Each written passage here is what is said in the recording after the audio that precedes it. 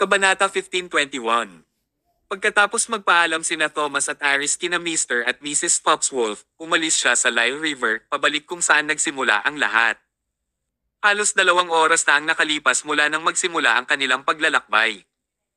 Malamang nawala na ang matandang iyon na may kalisya dahil lumampas na ito sa napagkasunduang oras na 1 oras. Kakaunti lang ang mga taong dumaan sa lugar na ito. Kung gusto nilang makalis dito, maglakad na lang sila. Ang hirap ng buhay. Habang sila ay handa na para sa kanilang mahabang paglalakbay, may tumawag sa kanila, "Kayong dalawa, sa wakas ay nakabalik na kayo." Lumingon si Thomas at napansin niya na sa hindi kalayuan, sa likod ng isang malaking puno ay may nakaparada na lumang kalisya. Bumukas ang pinto ng rickshaw at isang ulo ang lumabas mula sa loob. Ito ay ang matandang lalaki. It was not a exaggeration at all to say that money worked wonders, parang. Mas gugustuhin ng matandang ito na salakayin ng mga lobo at mas gugustuhin pang maghintay dito kahit nalagpas na sa napagkasunduang oras. Ito ay hindi nakakagulat, gayon pa man. Ang isang solong paglalakbay na ito ay nakakuha siya ng $10,000. Ang matanda ay hindi man lang kumita ng $10,000 sa isang taon. Kaya naman, nagngangalit siya at naghintay sa halip na umalis. Ang pera ay talagang isang makasalanang nilalang. May kasabihan na, "Fortune favors the bold." Ang kanyang pasensya at katapangan ay nagbunga nang sa wakas ay narito na sina Thomas at Aris. Muli silang sumakay sa kalisya. Nagtanong ang matanda sa masayang tono, "Saan kayo pupunta?" "Ang puso ng lungsod." Sumagot si Thomas, "Sa bahay ni Riordan Silver, ang pinakamayamang tao sa Kiara Cloud Mountain. Ang mapagbigay at mapagbigay na tao, Mr. Silver." "Oh, kilala mo siya." "Siyempre gusto ko," sabi ng matanda. "Siya ang patron ng Kiara Cloud Mountain. Napakabait niyang tao, at inaalagaan pa niya ang mga mahihirap na tulad ko. Sa tuwing nahaharap ako sa mga paghihirap at hindi ko kayang pakainin ang aking sarili, pinupuntahan ko siya para humiling ng ilang mga panestos na tulong." Dahil dito na ang paksa, naguguluhan ang tanong ng matanda, "Mukhang mayaman kayong dalawa sa unang tingin. Walang paraan na hinahanap mo siya para sa ilang mga relief supplies, tama ba?" Tumawa ng malakas si Aris. "Hinahanap namin si Mr. Silver para sa kanyang tulong." "Nako, kung ganoon ay hindi dapat maging problema. Si Mr. Silver ay napakabait at mapagbigay. Umupo ka, papapuntahin kita sa bahay niya." Pinaandar na niya ang sasakyan niya. Umalis ang matanda, dala ang kanyang sira-sirang kalisya at nagmaneho sa malubak na daan. Mahirap hulaan kung ano ang kahihinatnan ng paglalakbay na ito. Kasabay nito, sa Central City, tumawa ng malakas si Dominic habang naninigarilyo sa mansyon ng pamilyang Gomez. Nanonood siya ng anunsyo sa telebisyon kasama si Nicholas. Simple lang ang anunsyo para sa ilang espesyal na dahilan, pansamantalang nasuspend ang programang pinangalanang Good Voice of the Summer para sa pagbabago. Ito ay ipagpapatuloy pagkatapos ng pagbabago. Tuwang-tuwa si Dominic sa balita. Anong modifications ang gusto pa nilang gawin? Ang bawat headline ay puno ng mga leak na larawan ni Vera. Tapos na ang kanilang programa para sa The Voice. Ang bawat solong manunood ay galit na ngayon sa pamilya Martin at binoboycott ang The Voice. Hindi na kailangan iyong mga ghostwriter na kinuha namin dahil pinagagalitin na sila sa publiko. Napakaraming oras at lakas ang ginugol ng mga Martin dito, na uwi lang sa wala. Ang gandang pagmasdan. Sa wakas nanalo ako laban kay Thomas. Ang huling pangungusap ay mula sa kaibuturan ng kanyang puso. Ilang beses nang nanalo si Dominic laban sa pamilya Martin, ngunit sa lahat ng ito, patuloy siyang natatalo kay Thomas, at hindi siya nasisiyahan dito. Kabanata 1522. Ito ang unang pagkakataon na talagang nanalo siya laban kay Thomas. Natuwa siya sa kanyang tagumpay. Nag-thumbs up siya kay Nicholas. "Napakaganda ng ideya mo, Lolo, hindi ko maitatanggi iyon. Nakita mo sa pamamagitan ng vixen, Vera, sa isang sulyap at nalantad ang kanyang tunay na mukha." Inaplos ni Nicholas ang kanyang balbas ngunit hindi ngumiti. Parang nasa kanya pa rin ang pag-aalala. Dahil tapos na ang programa, ano ang masasabi ng pamilya Martin tungkol dito? Sagot ni Dominic, "May pinadala na ako para mag-inquire tungkol dito." Mukhang nagalit si Dylan at binasag ang desktop niya. Napatawa ako ng husto. Inayos ni Thomas na manatili siya sa Red Society Pharmacy. Parang may treatment plan siya kay Vera. Ang tanong, ang peklat ay nasa mukha niya sa loob ng maraming taon. Maaari ba itong maibalik? Nagtanong ako sa maraming mga doktor at lahat sila ay nagsasabi na walang paraan. Nagtanong muli si Nicholas, nasaan si Thomas? May tugon ba siya sa kasalukuyang sitwasyon? Ito, kumunat ang noo ni Dominic. Hindi ko alam. 2 araw na siyang nawala bigla. Walang nakakaalam kung nasaan siya ngayon. Pero masisiguro kung wala siya sa Sterling Technology. Napapikit si Nicholas habang tinatapik ang mga daliri sa baso ng red wine. Pagkaraan ng ilang sandali, dahan-dahan niyang sinabi, si Thomas ay maaaring naghahanap ng paraan upang maibalik ang mukha ni Vera. Seryoso ka, sabi ni Dominic, pero napakaraming taon na ang lumipas mula nang magkaroon siya ng peklat. Hindi ito magagamot. Sabi ni Nicholas, ito si Thomas na kinakalaban mo. Hindi mo ma-apply ang common sense sa kanya. Hindi pa ba tayo nagdusa ng sapat na pagkalugi sa kanyang mga kamay? Mag-isip ng paraan para tuluyang masira ang mukha ni Vera habang wala si Thomas. Kailangan ba niyan? Oo.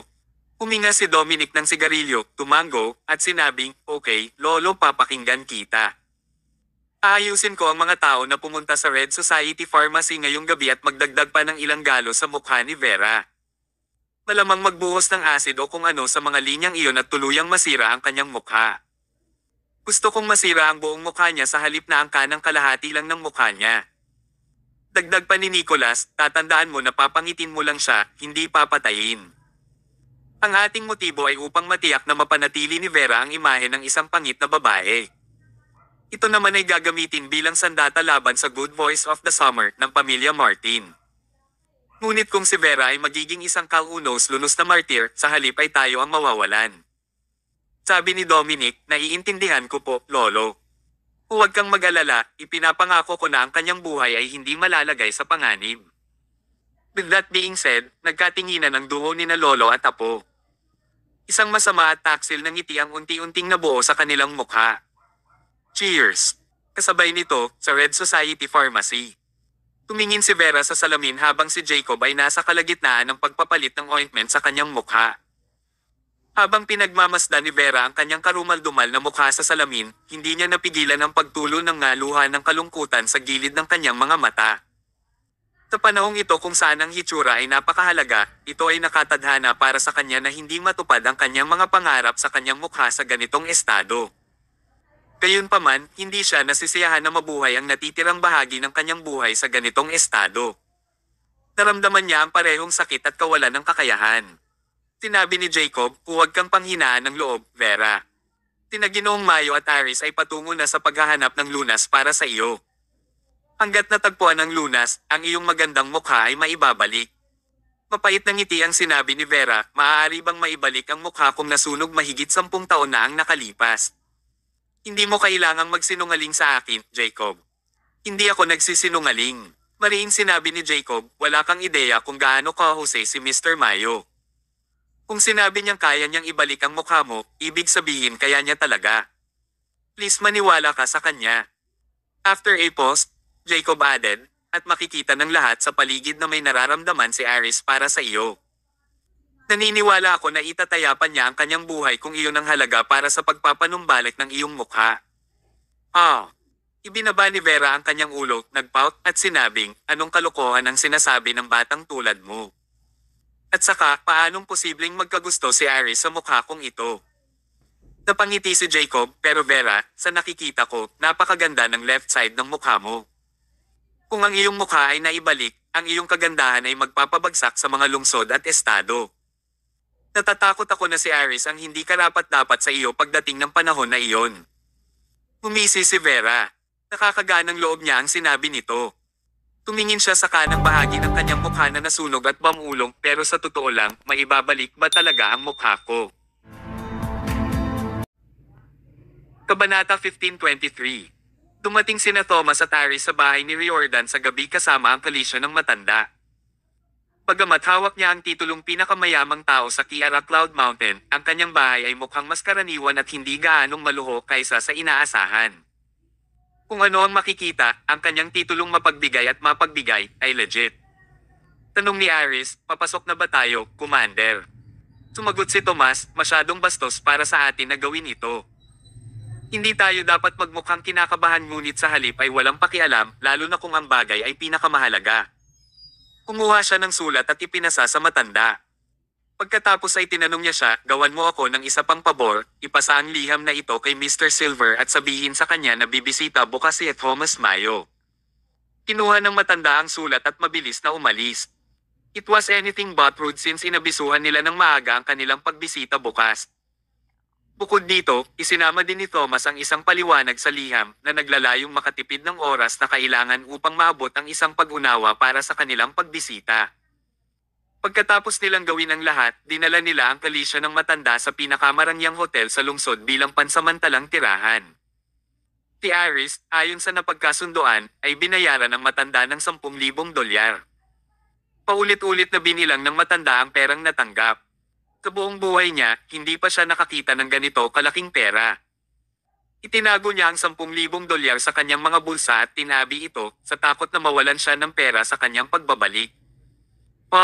Guys, masayang umalis ang matanda sakay ng kanyang kalisya. Naghampa siya habang nasa daan dahil good mood siya. Pagkatapos ng biyahe ngayon, makakapag-relax siya sa natitirang bahagi ng taon. Ang $10,000 ay sukli lamang para kina Thomas at Iris. Ngunit ito ay isang malaking halaga para sa matanda. Sa pagitan ng mga tao, palaging may ganoong pagkakaiba. Sa hotel, nag-unpack ang dalawa, nag-freshen up, at kumain.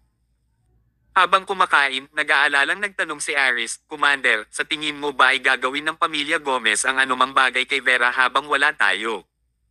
Huminto sa pagkain si Thomas at sinabing, posible. Pagkatapos, huwag kang mag-alala, nakagawa na ako ng mga plano para doon. Nagulat si Iris. Kumpara sa kanyang sarili, tila laging nauuna ng ilang hakbang si Thomas sa kanya. Ito rin ang dahilan kung bakit kontento si Iris sa pagiging subordinate ni Thomas. Gabi na, Central City. Si Vera at ang iba pa ay natulog ng mapayapa sa Red Society Pharmacy. Ang mga kamakailang pangyayari ay naging dahilan upang magkaroon ng masamang kalooban si Vera. Sa sobrang pagod niya, physically and mentally, nakatulog agad siya pagkahiga niya. Kasing tahimik ng daga ang gabi. Ilang tao ang tumawid sa kalye at huminto sa likod ng Red Society Pharmacy sa tabi ng bintana. Dalawa sa kanila ang nagtayo ng tulay na pinayagan ng iba na makapasok sa compound kung saan ang iba naman ay hinaila sila pataas pagkatapos ng kanilang pagpasok. Tumawid ang grupo sa bulwagan patungo sa likod bahay kung saan nanatili ang mga tao. Inilabas ng bawat isa sa kanila ang kanilang punyal dahil handa silang tuparin ang kanilang mga utos anumang oras. Ayon sa utos ni Dominic, mag-iiwan sila ng ilang hiwa na mag-iiwan ng mga galos sa mukha ni Vera ngayong gabi. Habang bubuksan na sana nila ang pinto, biglang lumipad ang isang bato. Walang mata ang bato at dumapo sa balikat ng isa sa kanila sa grupo. Agad namang kumalas ang nataman at ibinagsak ang punyal sa lupa. Natigilan ang lahat sa kanilang kinatatayuan at napabuntong hininga habang nakatingin sa walang ingat na lalaki. Ano ang nangyayari? May hamampe sa akin ng bato. Ha! Kabanata 1524. Bago pa sila makapag-react, mahigit 100 ng bato ang pinadala sa kanila. Tinamaan sa ulo at paa ang grupong palihim na nagdulot ng pagdugo. Sino te? Sino ang umaatake sa atin? Swoosh! Lumipad ang isang bag na puno ng ihi at nakita ang marka nito na nakatikip sa ulo ng sumigaw. Pagkatapos, isang malungkot at nakakatakot na boses ang nagmula sa isang lugar sa likod bahay. Ang pakiramdam na ibinigay nito ay katulad ng isang supernatural na nilalang na namumugad dito. Labis silang natakot, namutla sila at nakaugat sa kanilang kinatatayuan. Pasensya na po, sir. Aalis na ako kaagad. Ang isa sa kanila ay tumakbo palayo sa isang kisap mata. Ang iba ay natakot din sa kamatayan, tumatakbo ng kasing bilis ng kanilang mga binti. Kung tutusin, nandito lang sila sa utos ni Dominic para sirain ang mukha ni Vera hanggang sa hindi na ito maibabalik. Walang sino man ang mag-aakala na sila ay inaasikaso na bago nila marating si Vera. Nakapagtataka, hindi man lang alam ng grupong ito kung sino ang salarin. Hindi nila nagawang masulyapan kahit isang sulyap ang taong ito at hindi rin sila sigurado kung ito ay isang tao o isang multo. Umatras ang grupo. 2 individual ang nakaupo sa gilid ng bubong sa looban. Sila ang assassin at ang weapon master ng 12 Golden Zodiacs, Scorpio at Libra ayon sa pagkakabanggit. Napasandal si Scorpio sa haligi at mahinang sinabi, nagbabato at supot ng ihi, nagpapanggap na multo para takutin sila. Ito ba ang tinatawag na weapon master? Ang iyong mga pamamaraan ay medyo mababa ang antas. Tumawa ng malakas si Libra. Hanggat nagdudulot ito ng mga resulta na gusto namin, bakit nitpick kung paano namin ito ginagawa? Itinaboy natin ang grupo at pinrotektahan namin si Miss Jacqueline nang wala silang magawa. Naiinis na sinabi ni Scorpio, ang mga taong ito ay nararapat na mamatay. Bakit sila pinapayagang mabuhay? Umiling si Libra. Maging maluwag sa iba hanggat maaari. Kung tutusin, sila ay kumikilos lamang sa ilalim ng utos. At saka, ang ating gawain ay protektahan si Miss Jacqueline, hindi pumatay ng tao. Kung nakapatay tayo ng tao at hindi natin ito nagawang pagtakpan ng maayos, mas magdudulot lang ito ng bulok kina Miss Jacqueline, Mr. Nolan, at iba pa. Umuso si Scorpio at tahimik na tumingin sa buwan sa kalangitan. Sabi niya, ang alam ko lang ay kung paano pumatay. Hindi ako magpipigil sa susunod na babalik sila. Napangiti ng mapait si Libra habang umiiling. Kung ihahambing ang kanilang mga personalidad, sila ay ganap na kabaligtaran. Si Libra ay isang mabait na kaluluwa. Kahit nabihasa siya sa lahat ng uri ng armas, hindi pa siya nakapatay ng sinuman. Ngunit ang Scorpio, sa kabilang banda, ay tiyak na mawawala ng buhay kung gumawa siya ng anumang aksyon. Pinalak ni Thomas na protektahan nila si Vera na may tamang dahilan syempre. Kung ito ay isang normal na sitwasyon kung saan walang buhay ang kikitil, ang Libra ay magagawang harapin ito at panatilihing maliit ang mga bagay. Ngunit kapag ang pagtulak ay dumating upang itulak, gagawin ng Scorpio ang kanyang hakbang at aalisin ang anumang potensyal na banta. Bumalik ang grupo sa villa ng pamilya Gomez at sinabi kay Dominic ang lahat ng nangyari. Hindi naman sa ayaw naming tapusin ang misyon, Mr. Gomez, ngunit ang lugar na iyon ay haunted. Natatakot kaming lahat, nanginginig na lang ako kapag naaalala ko. Hindi namin magawang magpatuloy sa misyong ito. Hindi natin kayang ibigay ang ating buhay para sa pera, hindi ba? Galit na galit si Dominic. What the hell? Paano kaya nagkaroon ng mga multo sa mundong ito? Magwala, kayong lahat ay mawala. Tinalis sila ni Dominic. Sabi ni Dominic kay Nicholas, nababaliw na talaga sila. Isang bangkos ng walang kwentang basura. Paano nagkaroon ng mga multo sa mundong ito? Pumalaklak si Nicholas at sinabing, maaaring walang multo sa mundong ito, ngunit ang nakatagpo nila ay maaaring mas nakakatakot kaysa sa mga multo. Sa aking opinyon, ito ay dapat na isang panlilinlang na ginawa ni Thomas. Kalimutan mo na. Kung ito talaga ang plano ni Thomas, ang grupong ito ng mga tao ay walang pagkakataon na isagawa ang utos. Napabuntong hininga si Dominic at sinabing, pero sa palagay ko ay wala tayong dapat ipag-alala. Hindi ako naniniwala na talagang maibabalik ang mukha ni Vera. Kabanata 1525. Matapos mag-almusal sina Thomas at Ari sa umaga, sumakay sila ng taxi papunta sa bahay ni Riordan. Ipinalam kay Riordan ang kanilang pagdating at pumasok sila sa reception hall kasama ang butler. Lumapit ang isang lalaking may malaking figure at seryosong mukha. Ito ang pinakamayamang tao at ang patron ng Kiara Cloud Mountain, Riordan Silver.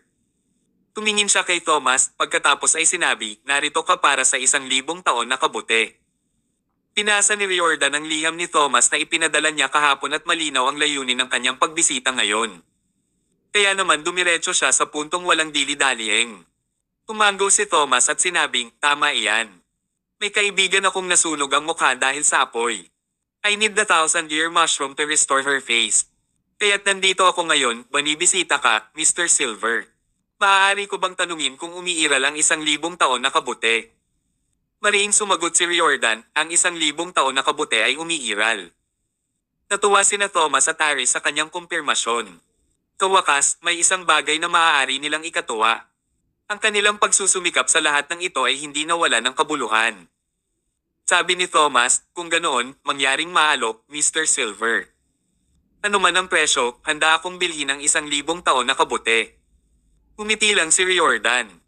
Kinuha niya ang kanyang matamis na oras upang umupo, pagkatapos ay pinag-cross niya ang kanyang mga paa at sinabing, hindi ko ibinibenta ang 1,000 taong gulang na kabuti. Ha! Nagpanik si Aris. Bakit hindi mo ito ibinibenta, Mr. Silver? Maaaring ang 1,000-year mushroom ay ang heirloom ng Silver family, o kaya naman ay may mga dahilan siya para hindi ito ibenta.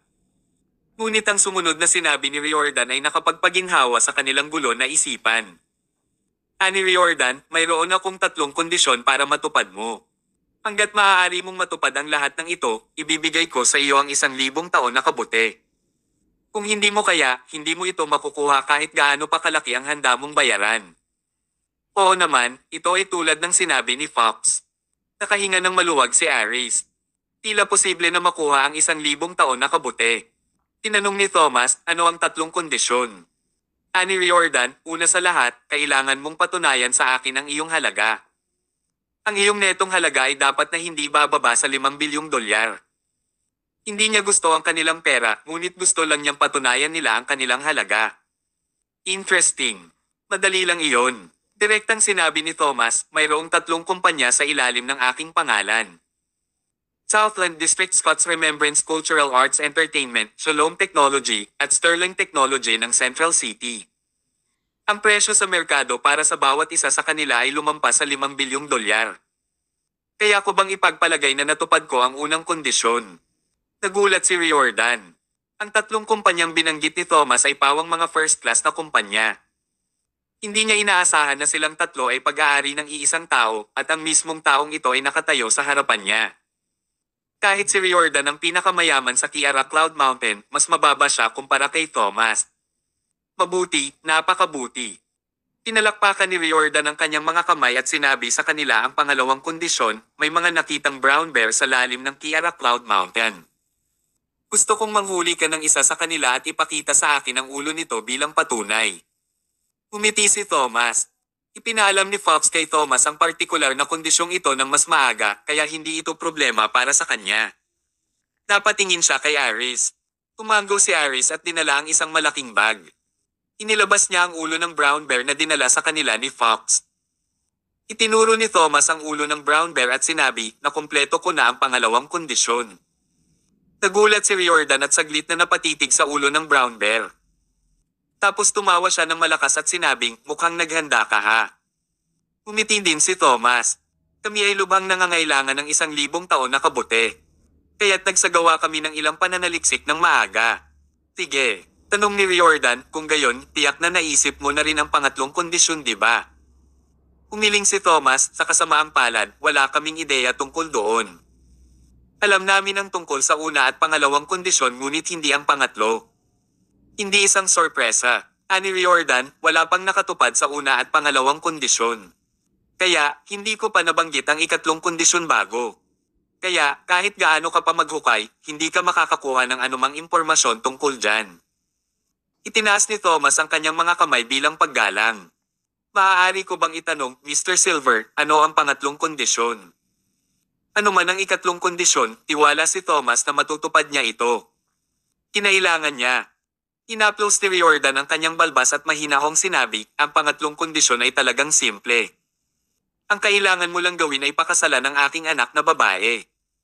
Ha! Natigilan si Thomas. Hula man siya ng 100 beses, hinding-hindi niya mahuhulaan na napaka-absurd ng ikatlong kondisyon. Kunin ang anak ni Riordan bilang kanyang asawa. Ito. Hindi kaya ni Thomas. Sinabi ni Riordan, pagkatapos mong kunin ang aking anak bilang iyong asawa, lahat ng nasa pamilyang Silver ay sa iyo na, lalo pa ang 1,000 taon na kabuti. Kaya paano ito? Kaya mo ba? Namutla si Thomas. Hindi rin komportable si Aris. Hindi niya akalain na magpo-propose si Riordan ng ganoong kakaibang kahilingan. Sabi niya, maaari bang baguhin ang ikatlong kondisyon, Mr. Silver? Umiti si Riordan, hindi naman. Ang una at pangalawang kondisyon ay mga kinakailangan lamang para sa ikatlong kondisyon. Ang unang kondisyon ay nagsisiguro ng isang kasal sa pagitan ng mga pamilya na may pantay na katayuan, ang pangalawang kondisyon ay nagsisiguro na ang aking manugang ay matapang at maparaan. Kapag natupad na ang una at ikalawang kondisyon, makatitiyak ako sa pag-aasawa ng aking anak. Sa sinabi niya, parang ganoon talaga. Medyo namumutla si Thomas. Kabanata 1526. Napabuntong hininga si Thomas at sinabing, Mr. Silver, hindi ko kayang tuparin ang pangatlong kondisyon mo. Ako ay isang lalaking may asawa at malapit na akong maging isang ama, bakit naman ako magpapakasal sa ibang babae?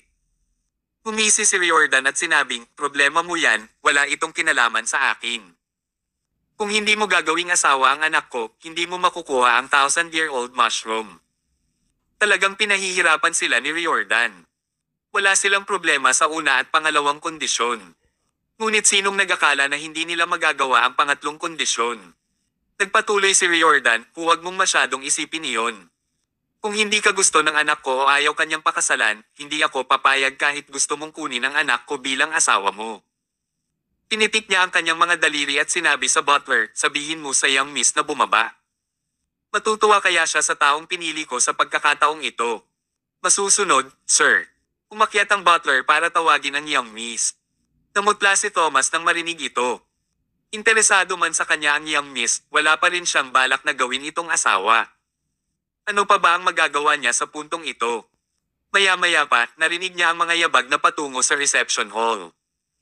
Nakita nila ang isang lalaki at babae na papunta dito. Ang lalaki ay nakasuot ng isang pares ng salamin habang ang babae ay nakasuot ng pink na damit. Ipinakilala sila ni Riordan. Ito ang aking anak na lalaki at babae, si Fered Silver, ang aking anak na lalaki, at si Valerie Silver, ang aking babaeng anak. Ayon sa nangyari sa nakaraan, ang kanyang anak na babae, si Valerie, ay madalas na hinahamak sila pagkatapos ng pagpapakilala. Ngunit sa pagkakataong ito, alam na ni Riordan kung paano harapin ang init ng ulo ng kanyang anak. Pero sinong mag-aakala na hindi lang si Valerie ang walang sinabi, ngunit ang kanyang mga mata ay nanatiling nakatitig kay Thomas. Silang dalawa ay puno ng emosyon na tumingin sa bawat isa. Isang hindi maipaliwanag na pakiramdam ang nagmula sa kanilang mga titig. Natuwa si Riordan. Ito na kaya ang legendary love at first sight.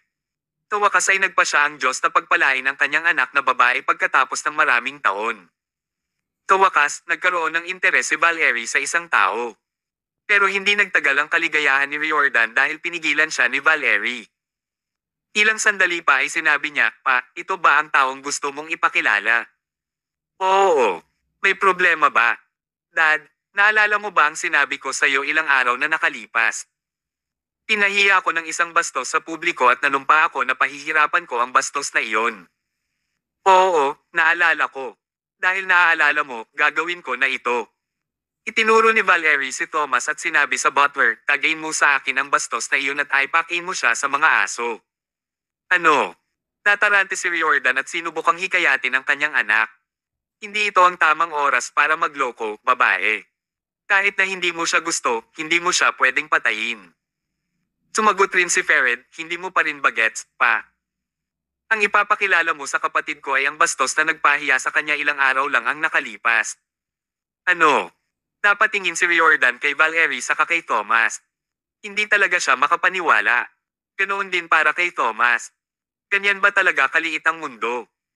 Sa kagubatan ilang araw na ang nakararaan, in-expose niya si Valerie sa publiko nang hindi siya binibigyan ng pagkakataon na makatakas sa sitwasyon. Dinala pa siya ng mga pulis. At si Valerie ay anak ni Riordan. At gusto ni Riordan na pakasalan siya ni Thomas. Hay, napakamalas talaga. Nanatiling nakatayo ang lahat sa loob ng isang maikling sandali, napaka-awkward ng pakiramdam na ito. May kasabihan nga, darating ang pagkakataon na magkikita ang mortal na magkaaway. Nagpatuloy si Valerie, ngayong alam mo na ang lahat, dapat alam mo na kung ano ang dapat gawin, di ba? Gusto mong pakasalan ko ang bastos na ito. Hey, pinipigilan ko nga ang sarili ko na patayin siya. Walang magawa si Tom Noz. Sa wakas, mamantong hininga si Riordan at sinabing, mahirap talagang humanap ng taong karapat-dapat para sayo. Pero sa dulo ng kalsada, dapat nakatadhana ang lahat. Kumaway siya kay Thomas saka sinabing, umalis ka na. Kalimutan mo na ang 1,000-year-old mushroom. Hinding-hindi ko ito ibibigay sayo. Ang kanyang sagot ay hindi inaasahan. Kasunod nito ay ngumisi si Valerie kay Thomas. Ito ang tinatawag na karma. Sinong nagsabi sa'yo na ipahiya ako sa publiko? Umalis ka na sa harapan ko. Tumalikod siya at bumalik sa itaas. Inayos muli ni Fered ang kanyang salamin at tahimik na sumunod. Hindi pa nakontento si Aris habang pinapanood silang umalis. Hindi kaya nakatadhana silang mahirapan sa ikatlong kondisyon. Hindi kaya ang pagkakataon nilang makuha ang 1,000-year mushroom ay nawala dahil kay Valerie. Buwisit. Tahimik na nanumpa si Aris, kahit pa kailangan niyang magnakaw, kailangan niyang makuha ang 1,000-year-old mushroom. Sa sandaling ito, si Thomas ay kalmado na tumingin kay Riordan at hindi nag-aalalang nagtanong, sa tingin ko ay parang may paraan pa para magkasundo tayo, Mr. Silver. Umiti si Riordan, wala ng paraan. Please umalis ka na. Bakit naman? Sabi ni Thomas, dahil nagmamadali kang ipakasal ang iyong anak, dapat may dahilan iyon, di ba? Ano sa tingin mo ang maitutulong ko sa iyo para malutas ang iyong problema? Ang mga mata ni Riordan ay kumikinang ng may pag-asa at tinitigan si Thomas ng matagal.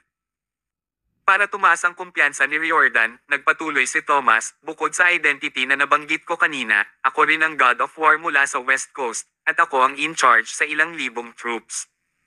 Naniniwala ako na kaya kong lutisin ang iyong problema. Kabanata 1527. Ang God of War. Alam ni Riordan ang tungkol sa God of War, hindi lang niya inaasahan na lilito talaga sa harap niya ang Diyos na nagkatawang tao. Ikaw, ang God of War. Hindi pa rin kayang paniwalaan ito ni Riordan. Napangiti si Thomas habang sinasabi, ako talaga ang God of War. Mr. Silver, kung hindi ka naniniwala sa akin, pwede mong utusan ang ilang tao na ipadala ang seal ng commander dito at ipakita ito sa'yo.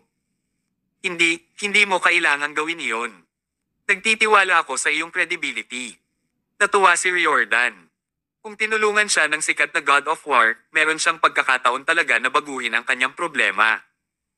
Tumingin siya sa paligid bago siya bumulong, hindi magandang pag-usapan ang mga bagay na ito dito sa labas.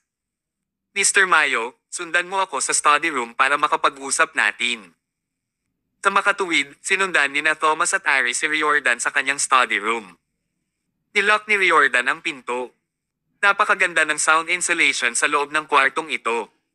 Kung may kumakanta ng malakas sa loob, hindi ito maririnig ng mga tao sa labas, kaya kung may bumubulong dito, kahit anong tunog ay hindi maririnig sa labas. Inimbitahan sila ni Riordan na maupo bago niya sinabing, Mr. Mayo, hayaan mo akong maging totoo sa'yo. Meron akong mabigat na problema ngayon at kailangan ko ang iyong tulong. Tumango si Thomas. Nakikinig ako. Sandaling nag-isip si Riordan. Saan ako magsisimula? Mr. Mayo, alam mo ba kung bakit tinawag na guardian ng Kiara Cloud Mountain ang pamilyang Silver? Ipaliwanag mo sa akin kung bakit. Sa totoo lang, napakasimple ng dahilan. Ang Dragon Mountain Range ay ang pinakamalaking bulubundukin sa Kiara Cloud Mountain at ito ay pagmamayari ng pamilyang Silver. Talagang bihira para sa isang pamilya na makakuha ng buong bulubundukin. Patuloy na sinabi ni Riordan, ang Kiara Cloud Mountain ay laging maulap at mayroong napakalaking miasma doon. Kung hindi ka magiging maingat, makakatagpo ka ng panganib. Ang lahat tao ay pwedeng manirahan dito ng ligtas dahil sa presensya ng Dragon Mountain Range. Ang Dragon Mountain Range ay parang green lung na patuloy na nagbibigay ng sariwang hangin sa Kiara Cloud Mountain habang sumisipsip ng maraming miasma. Ito ang core ng Kiara Cloud Mountain Purification System. Ang pamilyang Silver ay nagmamayari ng Dragon Mountain Range. At ang bawat henerasyon ay maingat pinoprotektahan at pinangangasiwaan ito. Kaya ang kapaligiran sa Kiara Cloud Mountain ay palaging nasa mabuting kalagayan at ang mga tao ay namumuhay ng masaya dito. Hindi nila inasahan na napakaraming kwento tungkol sa Kiara Cloud Mountain. Ayon sa sinabi ni Riordan, kung masisira ang Dragon Mountain Range, masisira rin ang Kiara Cloud Mountain. Hindi nakakagulat na ang pamilyang Silver ay kilala bilang guardians ng Kiara Cloud Mountain. Pero, isang mahabang buntong hininga ang pinakawala ni Riordan. May problema ang pamilyang Silver ngayon. Sa paglipas ng mga taon, maraming negosyante ang tumitingin sa rich resources at ari-arian sa Kiara Cloud Mountain. Isa sa mga lugar na may richest resources ay ang Dragon Mountain Range dahil ang lugar na iyon ay napanatili ng perpekto mula pa noong sinaunang panahon at hindi pa ito nasira. Bukod pa rito, ang kapaligiran ng Dragon Mountain Range ay naging mas mahusay sa ilalim ng pamamahala ng pamilyang Silver sa loob ng maraming henerasyon. Ang mga negosyanteng iyon ay sakam sa mga rich resources sa Dragon Mountain Range, kaya iniisip nilang makuha ito sa lahat ng pagkakataon. Kung hahayaan ko silang samantalahin ang lugar ng malaya, naniniwala ako na ang Dragon Mountain Range ay mawawala ng laman sa loob ng 3 taon. Kapag nangyari iyon, hindi lang nila sisirain ang Dragon Mountain Range, kundi sisirain din nila ang Kiara Cloud Mountain. Ang responsibilidad ng pamilyang Silver ay labanan ang mga negosyanteng ito hanggang sa huli. Lalo siyang nabalisa habang nagsasalita. Sa huli, halos mapaungol siya sa galit. Ito ay isang labanan ng talino at puwersa sa mga negosyanteng iyon sa nakalipas ng maraming taon at malamang na naubos niya ang maraming puwersa para pigilan sila. Kabanata 1528. Natarante si Aris habang nagtatanong pero ang Dragon Mountain Range ay kabilang sa Silver Family. Kung ang pamilyang Silver ay hindi pumayag sa kanila, ang mga negosyante ay hindi. Pagsasamantalahan ng mga resources, hindi ba? Kung maglakas loob silang pumasok sa bundok, ipaalam mo na lang sa mga opisyal ng gobyerno para ipatupad nila ang batas. Hindi ako naniniwala na hindi nila mapipigilan ang mga negosyante sa pamamagitan nito. Walang magawa si Riordan nang marinig ang tanong ni Aris. Tama ka, binata. Ganyan ang kaso dati. Hanggat hindi ako pumayag, hinding-hindi nila pagsasamantalahan ang lugar. Naglalaro lamang sila ng mga secret tricks at makikipagtulungan kami sa gobyerno para makontrol sila. Pero ang sitwasyong ito ay hindi magtatagal. Bahagyang kumunat ang noo ni Thomas bago siya nagtanong, anong ibig mong sabihin? Isang mahabang buntong hininga ang pinakawala ni Riordan. May rule ang Silver Family. Ang bawat head ng pamilya ay dapat lamang humawak ng posisyon hanggang sa edad na 60 years old. Pagkatapos, kailangan nilang bumaba sa pwesto at ibigay ang posisyon sa susunod na henerasyon. 59 na ako ngayong taon. Sa susunod na taon, kahit na ayaw kong bumaba, kailangan kong bumaba sa aking posisyon. Hindi ba kailangan mo nalang ipasa ang posisyon sa iyong anak na si Fered at hayaan siyang patuloy na panatilihin ang bundok at labanan ang mga negosyante? Tanong pa ni Thomas. Maganda sana kung yan ang kalalabasan. Napabuntong hininga pa si Riordan bago niya sinabing walang mas nakakakilala sa anak kaysa sa ama. Kinamumuhian ni Fered ang bulubundukin sa Kiara Cloud Mountain.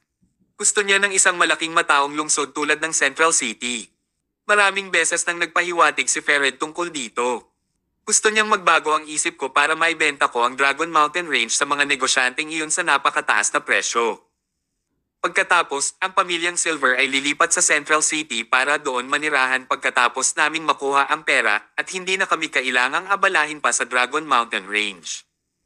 Dahil dito ay nangangamba ako na ipasa ang aking posisyon sa kanya. Natatakot talaga ako na pagkatapos kong ipasa ang posisyon ko sa kanya, ibebenta niya agad ang Dragon Mountain Range at dadalhin ang pera sa Central City. Kung mangyayari iyon, ano ang mangyayari sa Kiara Cloud Mountain? Anong mangyayari sa mga taong naninirahan dito? Anong mangyayari sa mga moral standards na itinaguyod ng pamilyang Silver sa loob ng maraming henerasyon? Nang marinig iyon ni Thomas, halos naisip niya ang paghihirap na nakaharap ni Riordan.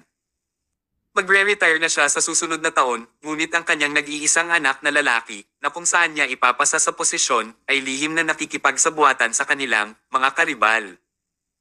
Oo, sa panahong ito, sino ang makakapanatili ng kanilang moral standards at mapanatili ang kanilang ancestral legacy?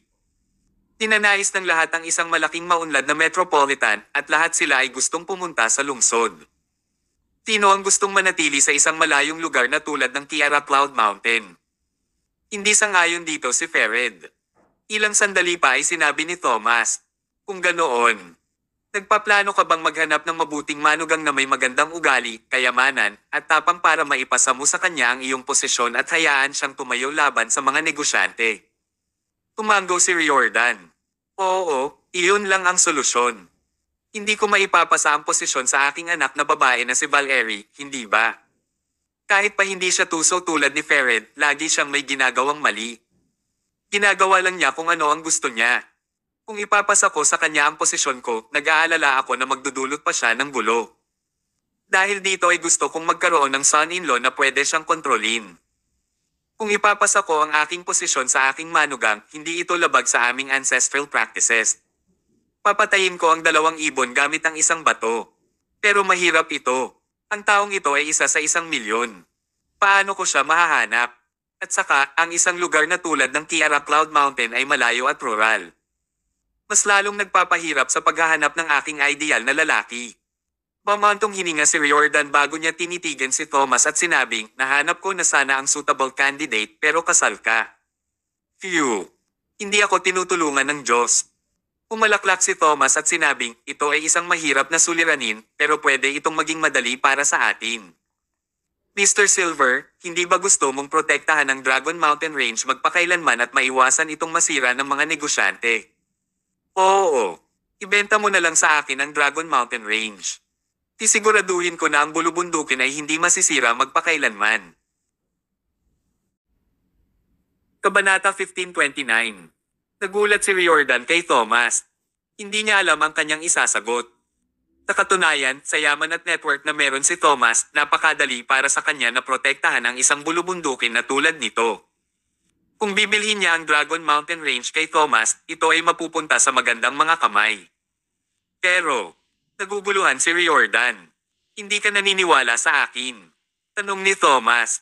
Nanatiling tahimik si Riordan. Nagpatuloy si Thomas, okay lang kahit ayaw mong ibenta sa akin. Pwede mong i-donate ang Dragon Mountain Range sa gobyerno ng libre. Kailangan mo lang magdagdag ng isang kondisyon sa kasunduan na ipinagbabawal ang pagsasamantala ng kahit sino. Naniniwala ako na poprotektahan din ng gobyerno ng husto ang bulubundukin kaya hindi mo kailangang mag-alala. Pinili ni Riordan na manahimik muli. Ayaw niyang tanggapin ang dalawang suggestion na ibinigay ni Thomas. Sa sandaling iyon, naunawaan ni Thomas ang gusto ni Riordan. Ilang sandali pa ay sinabi ni Thomas, Mr. Silver, sa palagay ko gusto mo pa rin na kontrolin ng pamilyang Silver ang Dragon Mountain Range, tama ba? Napabuntong hininga si Riordan.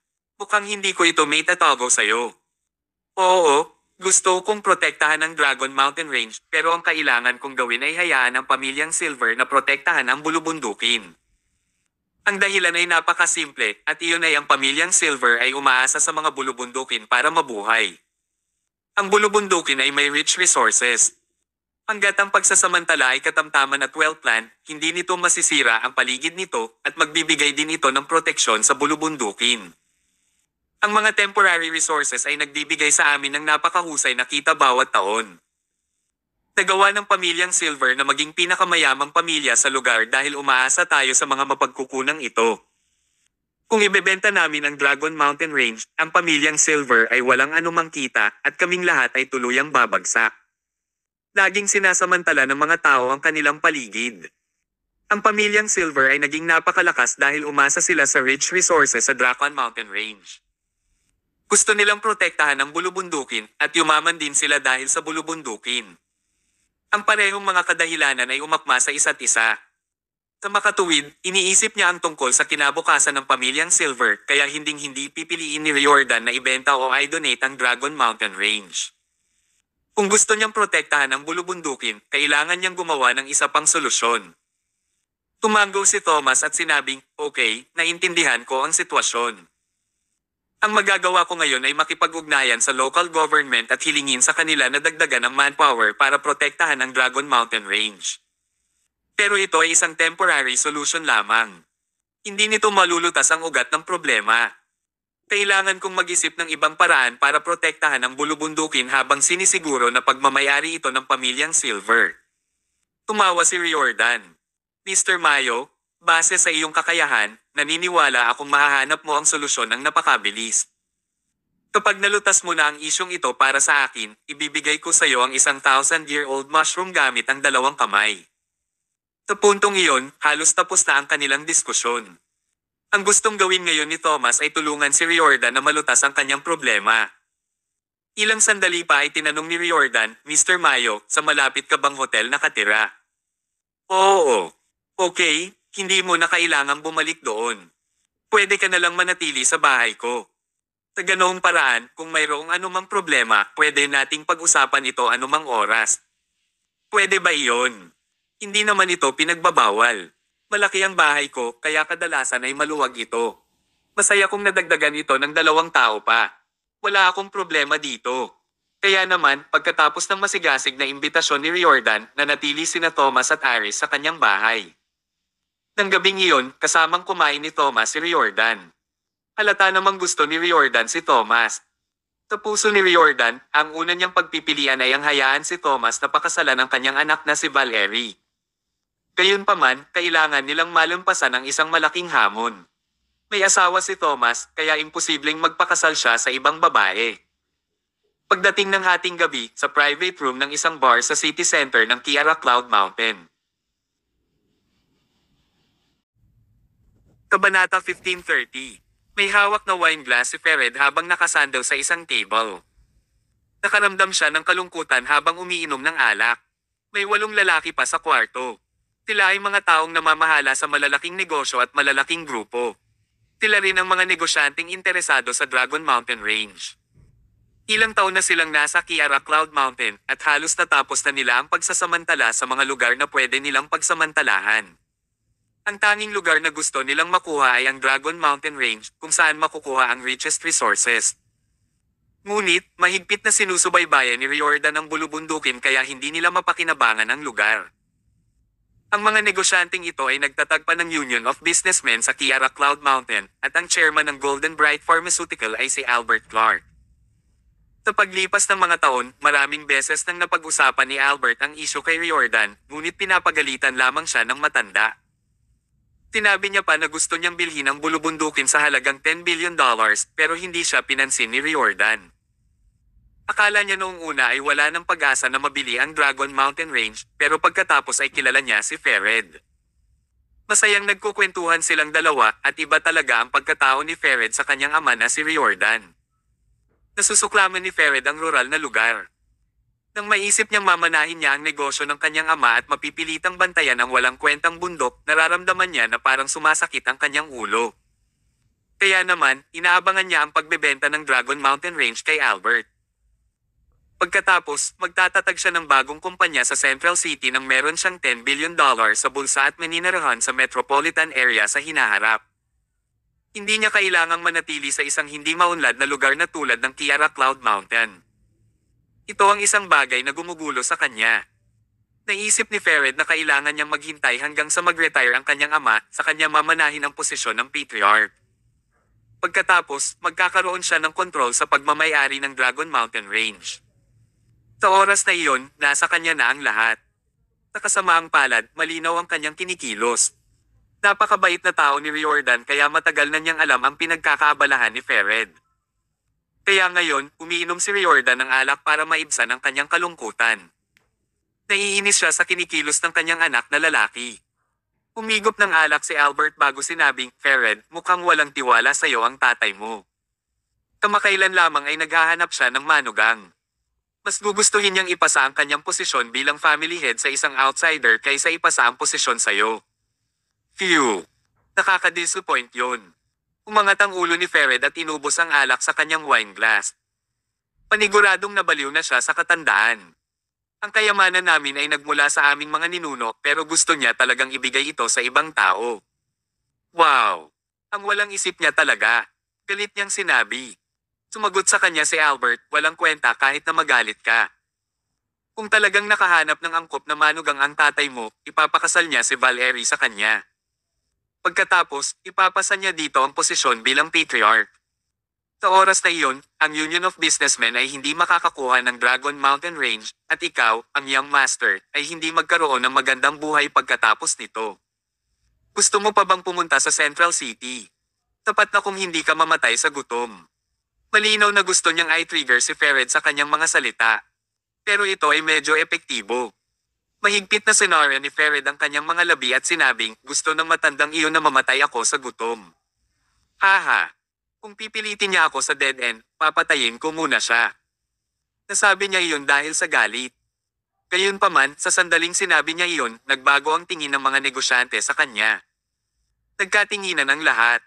Sa huli, pinitik ni Albert ang kanyang mga daliri at pumasok ang isang waiter na may dalang bote ng alak. Hinawakan ni Albert ang bote ng red wine at naglakad papunta kay Fered bago siya tumawa at sinabing, ang bote ng alak na ito ay nagkakahalaga ng $120,000. Napakamahal nito. Talaga. Kinuha ni Fered ang isang baso ng alak at sinabing, "Bigyan mo ako ng baso. Gusto ko itong matikman." Pagkasabi niya nito ay tumawa ang lahat. Mukhang natarante si Fered. Anong nakakatawa tungkol dito? Umiling si Albert at sinabing, "Hindi mo basta-bastang iinuman ang alak na ito. Alam mo ba kung bakit ang mahal nito?" Umiling si Fered. Nagpaliwanag si Albert, ang alak na ito ay kapareho ng itsura at lasa ng normal na alak pero ito ay sobrang poisonous. Kapag ininom mo ito, mamamatay ka sa loob ng 5 segundo.